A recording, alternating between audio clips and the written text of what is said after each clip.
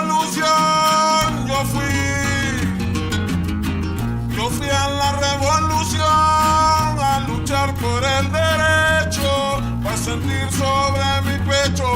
una gran satisfacción, más vivo en un rincón, cantándole a mi amargura, pero con la fe segura y anunciándole al destino que es el hombre campesino, nuestra esperanza futura.